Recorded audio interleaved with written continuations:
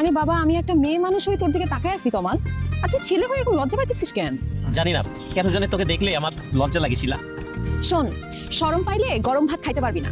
এখন লজ্জা শরমের এগুলো বাদ দিয়ে তুই আমাকে কি বলবি ক্লিয়ারলি বল।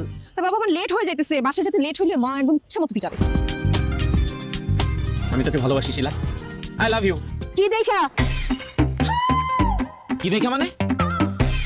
যাকে ভালোবাসেন কি দেখা ভালোবাসেন? আশ্চর্য, আমি তাকে কি দেখে ভালোবাসি সেটা আপনাকে বলবো কেন? আপনি কে? আমাকেই বলতে হবে, কারণ তুমি যাকে ভালোবাসো আমি তার মা। সরি আন্টি, আমি না আপনাকে চিনতে পারি না। আসসালামু আলাইকুম, আপনি ভালো আছেন? ওয়ালাইকুম আসসালাম, আমি ভালো আছি। এবার তুমি বলো, তুমি তাকে কি দেখে ভালোবাসো? ইয়ে মানে আন্টি, শিলা অনেক সুন্দর তো, তাই আমি ওকে ভালোবাসি। তুমি তার সুন্দরী বলতেছো? হাই হাই, সে তো একটা তাল গাছের মতো লম্বা বান্দরী। তার মুখটা দেখলেই মনে হয় একটা তাল গাছের উপরে পেঁচা বসে আছে। হ্যাঁ, আর তুমি তার সুন্দর বলতেছো? নিশ্চয়ই তোমার চোখের সমস্যা আছে, অথবা তোমার রুচিতে সমস্যা। তুমি ডাক্তার দেখাও। এই সকালবেলা তুই দাঁত নামাইজা ভার্সিটিতে আসছস কেন? হ্যাঁ, আজকে 3-4 দিন ধরে তুই দাঁত মাজস না। আর কয়দিন তুই দাঁত নামাইজা থাকবে? হ্যাঁ, দুর্গন্ধ মুখের মধ্যে তোর। সি সি শিলা, তুমি 3-4 দিন দাঁত ব্রাশ করো না? আর আমি তো কথা বলতেছি, আমি সকাল ব্রাশ করে আসলাম। দাঁত ফালাই দেবো, সকালে ব্রাশ করে আসছি না?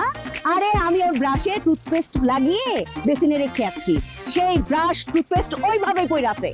তুই দাঁত মাজস নাই ভালো কথা, তুই গোসল না কইরা ভার্সিটিতে আসছস কিভাবে? কি বলেন আন্টি, ও গোসলও করে না? শুধুমাত্র গোসল? আরে ওর পরনের কাপড় চোপড় তো নোংরা, গন্ধ। ও তো 3-4 মাসেও কাপড় ধয় না। আরে বাসায় ওর জামা কাপড় এরকম টাল করা থাকে, ময়লা, সেখান থেকে একটা করে টান দেয়, পরে আর বাইরে আসে। দুর্গন্ধ, ওর কাছে যাওয়া যায় না, দুর্গন্ধ। ছি ছি শিলা, তুমি এত নোংরা।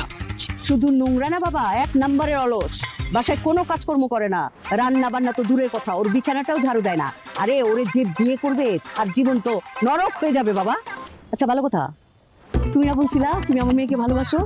বাবা প্লিজ, তুমি আমার মেয়েকে বিয়ে করো না, তাহলে আমার জীবনটা বেঁচে যায়। অসম্ভব আন্টি, আপনি এতক্ষণ যা যা বললেন এইসব শোনার পরে ওকে বিয়ে করা তো দূরের কথা, ওর দিকে আমি ফিরেও তাকাবো না।